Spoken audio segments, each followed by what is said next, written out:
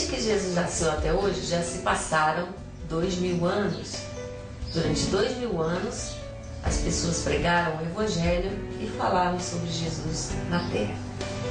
E de acordo com a Bíblia, no final do tempo do cristianismo, acontecem alguns fenômenos: a ressurreição dos mortos, o arrebatamento e a batalha final do Armagedon. Em todos esses três fenômenos, acontece uma migração de pessoas entre os mundos paralelos, né? Os mortos, por exemplo, que estão lá na outra dimensão, eles vão passar para cá. E as pessoas que serão arrebatadas passarão daqui para uma outra dimensão, outro plano espiritual. E também no Armagedon vai acontecer um conflito entre dimensões. Quando nós pensamos erroneamente que será um conflito apenas armado, um conflito entre nações, entre pessoas, o Armagedon vai muito mais além do que a gente imagina. Ele será um conflito onde as dimensões vão se encontrar e nós vamos ver criaturas que a gente julgava que estivessem apenas na mitologia, nas lendas. Mas como é que a gente vai entender esse esquema dos mundos paralelos? Nós temos que recorrer ao simbolismo dos profetas. Os profetas, eles falam numa linguagem de sinais, de símbolos, enigmas. É uma linguagem que você tem que decifrar a linguagem dos profetas. Vamos começar pelo profeta Daniel. O profeta Daniel, ele define essas dimensões, esses mundos paralelos, numa estátua. Uma estátua que se dividia em 4 metais. Esses metais, eles representavam os impérios da Terra. Se você entender a filosofia de cada império desse, você vai compreender também os mundos paralelos que nos cercam. Então, na tipologia da Bíblia, os mundos paralelos foram revelados através de nações. Nações que estiveram ao redor de Israel. Essas nações acompanharam toda a história do povo de Israel. E também Moisés revelou através das tribos de Israel. O simbolismo das tribos. Cada bênção que Moisés deu, cada sentença para cada nação que cada profeta deu, ele revela enigmas dos mundos paralelos. Vamos começar então. A cabeça de ouro, ela representava o Império Babilônico. Quando nós falamos em Império Babilônico, nós compreendemos aqueles primeiros 2000 anos da história da humanidade. Desde a Torre de Babel, que foi o primeiro Império Babilônico, até na época de Daniel. Então, os conjuntos de nações do Império Babilônico procuravam margens de rios e lagos. Então, essa primeira fase da história da humanidade, esses primeiros 2000 anos, eles são revelados como o povo da água, porque eles vieram da descendência de Cã. Quando Noé saiu da arca, os filhos de Noé geraram as descendências que tem sobre a terra, né? E o povo da água era descendente de Cã. O perfil bíblico de Babilônia era um império que gostava muito de festas, de prazeres. Eles gostavam muito de um mundo emocional, sentimental, muita música. A Babilônia embriagava com suas músicas e com seu vinho. Então, era uma maneira de viver bem emocional, bem sentimental, né? As festas, as orgias. A religião deles era... Eles adoravam, o principal deus deles era Marduk, né? O deus das águas, que era o mesmo Nimrod. Então, eles faziam romarias, eles eram voltados para a idolatria, uma coisa bem irracional, né? Uma coisa bem infantil. E eles representam um mundo dos sentimentos, né? Nós, humanos, temos esse, vamos dizer, departamento do sentimento. Quando a gente está alegre, está cantando, está dançando, né? Nós estamos no mundo dos sentimentos. Então existe esse mundo que é apenas regido pelos sentimentos. Nós humanos, nós temos muitos setores, mas existem mundos que só vivem criaturas e pessoas sentimentais, né? No caso dos anjos serafins, os anjos serafins eles são da área do sentimento, da música, do louvor, né? Um serafim caído, ele é dominado pelas paixões, né? Babilônia é uma nação que ela é figurada por uma prostituta que embriaga as pessoas e se embriaga com sangue. É o mundo das paixões, o mundo dos vampiros, né? Quando diz lá em Apocalipse 16 que o anjo das águas falou que eles beberiam sangue porque eles deram sangue a beber. Então são pessoas que agem pelas emoções, cometem até crimes, né? Pelas emoções. Então vamos passar ao segundo metal, que é a prata. A prata é um conjunto de nações também dos filhos de Jafé e Javã. Como é que era esse perfil bíblico da prata? A prata, ela representa o império da Pérsia na Bíblia, que era um povo racional. A religião deles, eles tinham Hormuz e Arimã, esses dois deuses que tratavam com o bem e o mal. Eles tinham uma visão racional da religião. Eles inventaram o correio, eles gostavam de leitura e escrita. A maior inscrição do mundo foi feita pelos persas, nos Montes Zagros, né? Eles devolveram todo o ouro e a prata que os judeus tinham.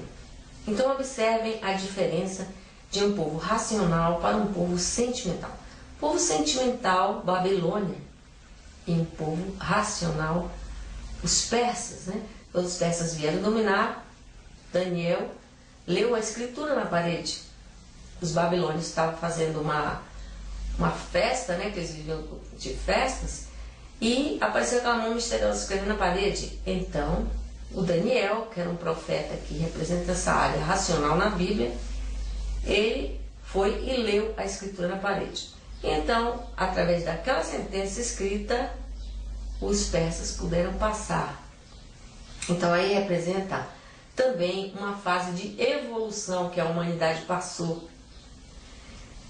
Quando a humanidade começou também a plantar, fazer plantações, comer vegetais, né? Que antigamente vivia só da caça. Então já também é representado por essa época de plantio e colheita. Começaram a comer vegetais. Então, o Império Persa, ele foi dominado pelo principal rei Ciro, rei da Pérsia, que dizia, cuja sentença principal dele, o lema, né, o slogan, era nem por preços, nem por presentes. Eles não eram muito dados a essas coisas.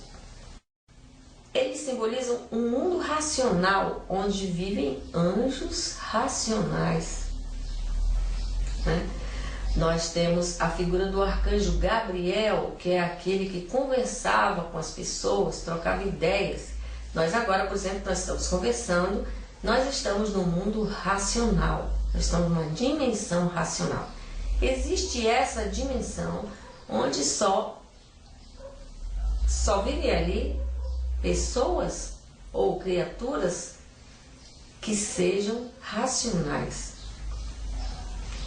Então vamos passar para o próximo mundo, o mundo do bronze, representado na Bíblia pela Grécia. Quando o profeta Daniel fala em Grécia, ele também se refere a um conjunto de nações que vem dos descendentes dos filhos de Gomer, um neto de Noé. Então, esse povo do fogo, né, eles já tinham uma outra maneira de viver. O que é o fogo? O fogo é a intuição humana. Quando a pessoa não é sentimental, ela não é racional, mas ela é intuitiva, ou seja, ela gosta de movimento, né? Ela é uma pessoa que gosta de energia, de vibrações. Ela desenvolve mais esse lado intuitivo de ser. Na Bíblia, os edomitas eram um dos povos que está incluído nesse Império da Grécia. E eles viviam nas montanhas, eles tinham que fazer muito alpinismo. Eles viviam nas montanhas, viviam de caça, né? E o deus principal deles, Deus Ciro, era o Rimon, deus do raio e do trovão. Quer dizer, eles eram um povo voltado para a energia. O que foi essa fase na humanidade? Na humanidade foi essa fase desses 2000 anos que a gente viveu, de Jesus até hoje, né? Nós vivemos na fase do fogo. Ele vos batizará com o Espírito Santo e com fogo. Então foi a ação irracional, né? Se pode dizer, o lado irracional do cristianismo, que é o lado do milagre, o lado do sobrenatural, né? Nós temos o lado da água, que é o batismo, o sentimento, o louvor do cristianismo. Nós temos o lado da terra, que é Jesus Cristo, a rocha, a palavra, onde a pessoa é alicerçada. E temos também o lado do fogo, que é o lado do sobrenatural do cristianismo. Então esse povo, eles representam uma dimensão que é também assim, como foi o império, que é o conjunto das nações que a Bíblia chama de Império Grego. Na verdade, foram os dominadores que dominaram o mundo durante esses últimos 2000 anos, né? As raças dos celtas, dos bárbaros, dos europeus, né? Que vieram, inventaram muita coisa. Os asiáticos também. Foi o tempo da alta velocidade, da televisão, né? Onde a energia elétrica esteve em alta. Então eles representam essa dimensão onde vivem pessoas e anjos e querubins que têm essa capacidade intuitiva, magnética, né? A capacidade animal, mais voltada para o animal. O mimetismo animal, o magnetismo animal. Então, nós agora estamos num período de transição entre o fogo e o ar. O que é o ar? O apóstolo Paulo falou: iremos ao encontro do Senhor nos ares. Ele disse que nos ares estão as potestades do ar. O ar é o quê? O ar é o deserto. Ele é associado ao espírito humano. Quando o ser humano ora, ele fica em meditação, em contemplação das coisas de Deus. Então, essa dimensão, ela é representada na Bíblia pelos povos dos desertos. São os semitas. Quando a gente fala em semitas, a gente não quer dizer só os judeus. São muitas raças de árabes, libaneses, egípcios, etíopes. Muitos povos que viveram no deserto. Esses são a descendência de Sem. Então, cada período desse da humanidade, alguns teólogos chamam de dispensações. O período da água, que foi babilônico, ele representa a dispensação da inocência. Quando as pessoas não tinham a lei, então elas não eram culpadas pelos seus pecados, né? Quando Jesus Cristo morreu, diz Pedro que ele foi pregar aos espíritos em prisão que tinham morrido na época do dilúvio, porque nesse período da água aconteceu o dilúvio, né? E as 3 nações que estão incluídas no simbolismo, nesse tempo desses 2000 anos, os primeiros 2000 anos da humanidade são a nação de Canaã, que era um conjunto de muitos povos, muitas nações que moravam ali, 7 nações. Também tem a Babilônia e o Egito. Essa foi a dispensação da inocência. Quando Israel saiu do Egito, eles passaram para uma outra dispensação. A lei, eles receberam a lei no transcorrer da fase da água para a fase terra, né? Fase racional. Então ali eles tiveram 2000 anos para guardar a lei. Eles tiveram discernimento entre o bem e o mal. Eles teriam que guardar a lei. Essa fase da lei, o elemento terra, ela terminou quando Jesus Cristo nasceu e morreu por nós. Então aí começa uma dispensação da graça. Foi totalmente diferente quando nós não somos culpados, porque Cristo nos resgatou da maldição da lei.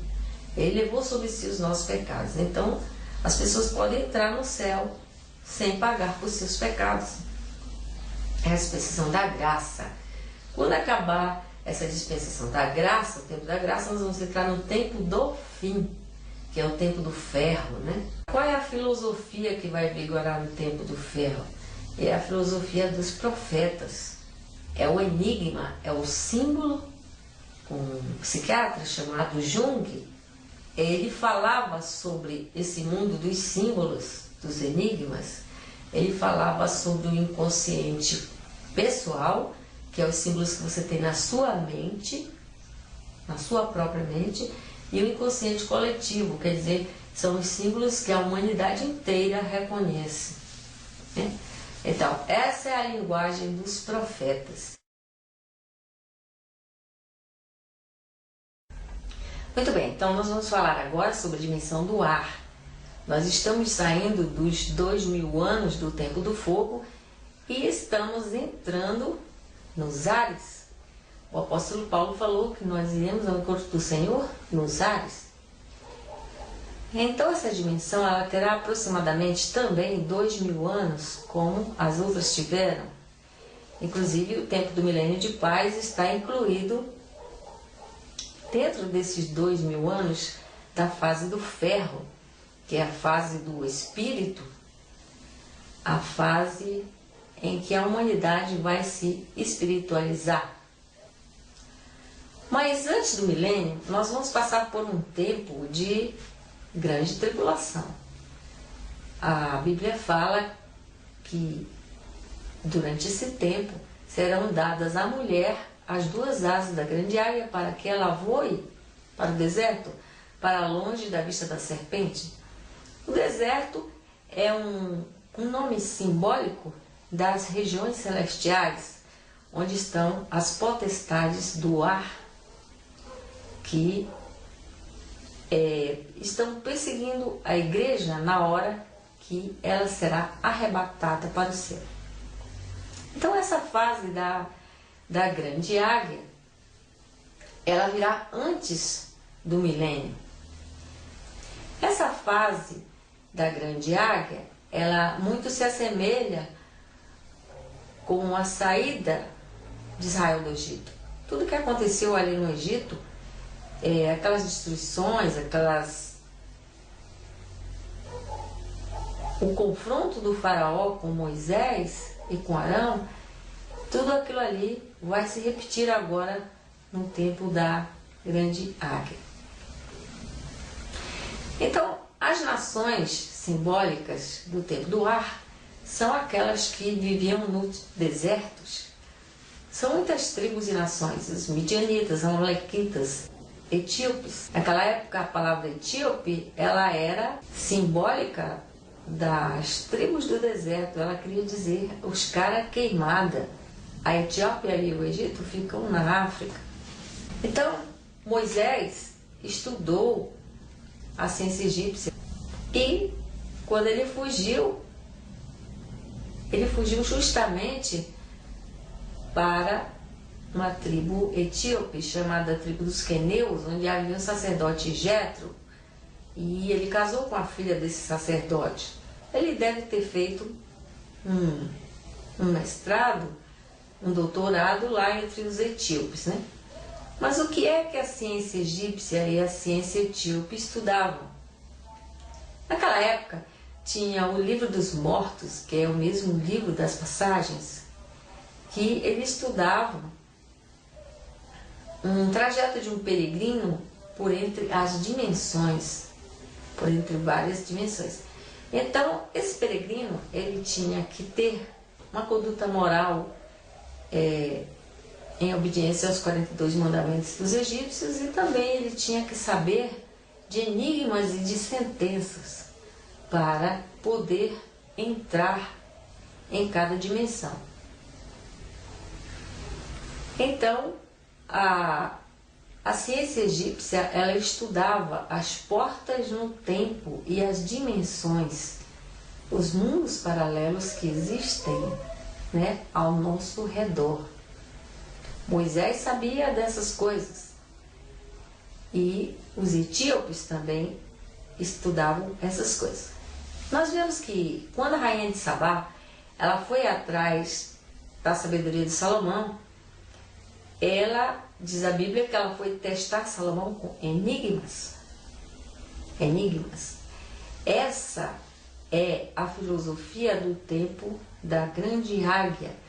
Quando será o tempo dos profetas, Deus vai falar através de símbolos, de enigmas, de sinais. Então, os etíopes nômades do deserto, eles eram livres. Eles eram livres e foram eles que conduziram Moisés no deserto. Moisés disse para o sacerdote Jetro: de olhos você me servirá no deserto. E quando Israel chegou até no Monte Sinai, o Senhor falou: eu vos conduzi sobre as asas das águias e vos trouxe até mim. Essa referência poderia ser para os queneus, que foram os queneus, os ferreiros nômades dos etíopes que conduziram Israel do deserto até o Sinai, porque eles conheciam o deserto, né? Então, essa fase da grande águia, a fase turbulenta, ela vai ser associada aos etíopes, que era um povo nômade livre que vivia nos desertos. E a fase do milênio nós vamos associar ao tipo Egito, né? O Egito que vivia debaixo da ditadura do faraó, debaixo de um governo, de um sistema. Então, no milênio de paz, quando Jesus Cristo vier governar a terra, vai haver essa centralização do poder, né? Que Jesus Cristo vai reinar com cetro de ferro, porque é a dimensão do ferro, é a época do ferro. Então, nós vamos ver agora mais um simbolismo acerca da fase da grande águia. Quando Moisés traçou os limites das tribos, ele fez com um propósito profético, é claro. Ele traçou as tribos de Zebulon e Issacar, vizinhas, e elas têm um formato de um pássaro que voa do Oriente para o Ocidente, conforme Jesus Cristo previu a sua vinda, que seria do Oriente para o Ocidente. Então, essas tribos de Zebulon e Issacar, elas são simbólicas da ressurreição e do arrebatamento. A tribo de Zebulon diz as bênçãos que foram dadas para essa tribo, que ela serviria de porto para navios. Então ela dá uma ideia de viagem, ela dá uma ideia de transporte, né? De trânsito. E quanto a Issacar, a Bíblia diz que eles eram sábios na ciência dos tempos, né? Eram os astrólogos, enquanto Zebulon eram os viajantes. Então, Issacar tem um mapa, Zebulon tem a coragem de viajar, conhece, né, o deserto.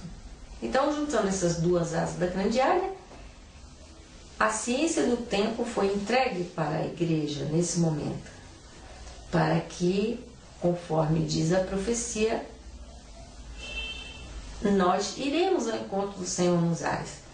Na parábola das virgens, diz que as virgens ouviram o chamado: eis o noivo, saiam ao seu encontro. Quer dizer que nós temos que ir ao encontro do noivo. E também o simbolismo da grande águia pode estar associado ao tipo de querubins que vem para buscar a noiva. Os querubins, eles têm rosto de pássaro. E através dos olhos dele, dos olhos dos querubins de cabeça de pássaro, a gente pode entrar de uma dimensão para outra. Mas o que são esses olhos desses pássaros, né? Também isso aí é um simbolismo, enigma. Na mitologia egípcia existia um ser cabeça de falcão chamado Horus, que ele tinha um olho de sol e outro da lua. Então, este simbolismo é associado ao portal no tempo. Qual é a lua? A lua nova. A lua nova era que Israel guardava a festa da lua nova, que, segundo Paulo, dizia que isso aí era um enigma, um símbolo, sombras das coisas que viriam, né? E nós temos que decifrar esses enigmas. Então, quando chegasse a lua determinada e o sol em alinhamento com ela e a terra, então aconteceria o portal do arrebatamento. Esse Ministério dos Enigmas é a continuação do ministério do profeta Daniel. O profeta Daniel, ele decifrava enigmas. Então, o arcanjo que apareceu para ele falou: ó, Daniel, sela esses enigmas, porque eles só serão revelados no tempo do fim. Os sábios entenderão, mas os ímpios, nenhum deles entenderá.